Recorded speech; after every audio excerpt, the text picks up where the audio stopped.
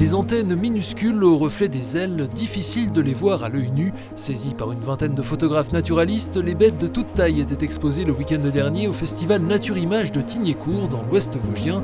Cette série met en lumière les insectes qui disparaissent peu à peu de notre environnement. J'ai choisi d'aller au parc naturel de la Vanoise parce que ça fait partie des dernières zones préservées de France où on peut trouver facilement des insectes, de la biodiversité pour faire de la photo. Il faut les protéger parce que c'est la base de la chaîne alimentaire. Il y a plein de choses qui vont découler des insectes et que si on ne les protège pas, on perd énormément. Et en soi, ils sont quand même beaux. Beaucoup de gens en ont peur, beaucoup de gens les aiment pas, mais c'est super beau un papillon, une araignée, ça peut être très sympa aussi.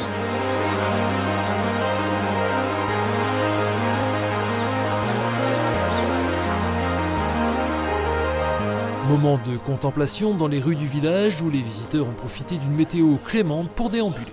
J'étais déjà venu l'année dernière, j'avais passé un super bon moment et puis entre-temps, je me suis lancé dans la protection de la nature et j'avais besoin de me rebaigner un petit peu dans la photo animalière et ces belles images-là qu'on a ici dans ce beau village.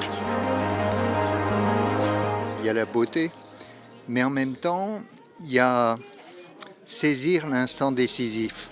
C'est là que la technologie entre en jeu. Avant de sortir un film documentaire sur le lynx des forêts du Jura, Laurent Gélin a photographié le félin pendant une dizaine d'années. Enfin, ce n'était pas tout à fait lui.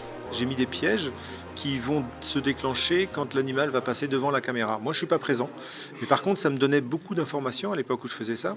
Ça me donnait beaucoup d'informations sur quand est-ce que l'animal passe, à quelle période de l'année, si c'est un mâle, si c'est une femelle, s'il y a un couple et la régularité. Et puis je pouvais les identifier grâce aux taches. Scène polaire, contraste, certains clichés nous rappellent parfois des noms bien connus. Comme dans tous les domaines, il y a des modes, et il y a des grands photographes qui se font imiter par d'autres. Donc les tendances en ce moment, c'est plutôt le froid, la neige, le blanc, dans les pas de Vincent Munier par exemple. Et puis on avance beaucoup aussi dans le domaine de l'abstrait et de la surimpression.